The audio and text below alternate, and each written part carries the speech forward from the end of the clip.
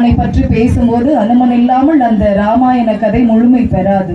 ஏனென்றால் இந்த அரங்கத்தில் எங்காவது ஒரு இடத்தில் ராமனுடைய இந்த ராம கதையை ஹனுமன் மிக விருப்பத்தோடு கேட்டுக்கொண்டிருப்பார் என்று ஐதீகம் சொல்கிறது. ஹனுமனுக்கு ஒரு பக்தன் இருந்தான். நாம் இறைவனிடத்தில் என்ன வேண்டும்? எனக்கு நிறைய பொருளாதார தேவைகள், கார், பங்களா, வீடு, நம்மளுடைய ஆசைகள் என்ன இருக்கிறதோ அதையெல்லாம் கேட்போம். ஆனால் ஹனுமனுடைய பக்தன் ஒருவன் இருந்தான். அவனுக்கு ஒரு வினோதமான ஆசை. இறைவன் என் முன்னே தோன்ற வேண்டும், அவனோடு நான் ஒரு சொக்கட்டான் ஆட வேண்டும் என்று அவனுடைய விருப்பம்.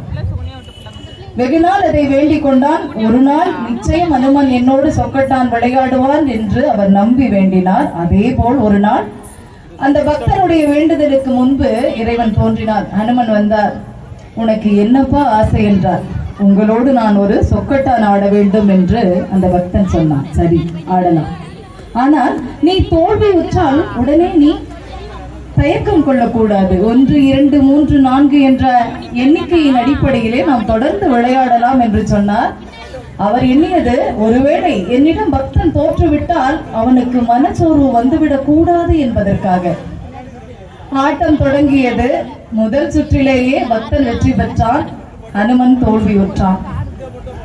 சரி, பரவாயில்லை, அடுத்தடுத்த சுற்றுகளை விளையாடுவோம் என்று அடுத்தடுத்த சுற்றுகளை விளையாண்டார்கள். 6 சுற்று முடிவடைந்தது. 6 சுற்றிலுமே பக்தன் வெற்றி பெற்றான், ஹனுமன் தோல்வி அடைந்தார்.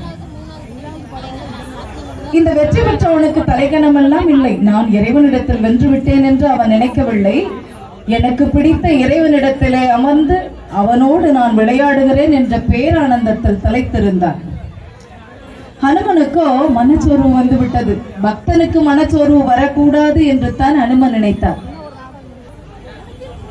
ஹனுமனுக்கு தன்னுடைய பக்தன் முன்பு தோற்று போவது வருத்தம் அல்ல.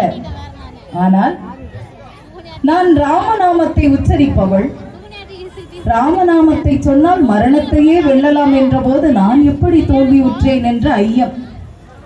அடுத்த சுற்றுக்கு தயாரானான் பக்தன். ஆனால் ஹனுமனோ, எனக்கு மனச்சோர்வாக இருக்கிறது, கொஞ்ச நேரம் அவகாசம் கொடு என்று பக்தரிடம் கேட்கிறார். சரி என்று அமைதி காக்கிறார்கள். பக்தன் மகிழ்ச்சியில் திளைக்கிறான்.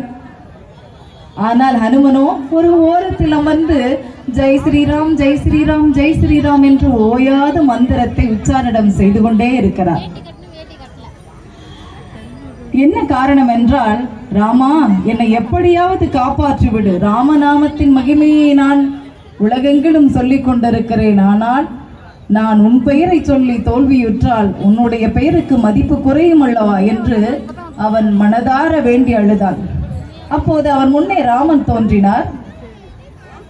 ஹனுமனை பார்த்து, ஹனுமா, நீ சந்தோஷப்பட வேண்டிய இடத்தில் ஏன் துக்கப்படுகிறாய் என்று கேட்டார். எப்படி சந்தோஷப்படுவது?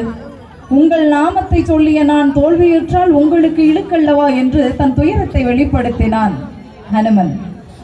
அதற்கு ராமன் சொன்னான், நான் உன்னுள்ளடக்கம். சீதையை காட்டிலும் என்னை அதிகமாக நேசிப்பவர் யார் என்றால் ஹனுமன் என்று தான் சொல்ல வேண்டும். அப்படி இருக்க நான் உன்னுள் ஐக்கியமாயிருக்கிறேன். ஆனால் உன் பக்தன் உன்னை அவன் மனதிலே வைத்திருக்கிறான். என்னையும் சேர்த்து நீ சுமந்து அவன் மனதிலே அமர்ந்திருக்கும் போது பலம் அவனுக்குத்தானே, நீ எப்படி ஜெயிப்பாய் என்றார்.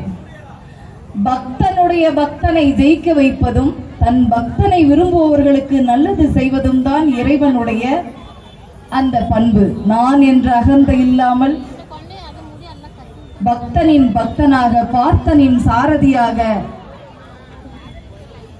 ராமன் இருக்கிறார் என்பதற்கு இது ஒரு எடுத்துக்காட்டு.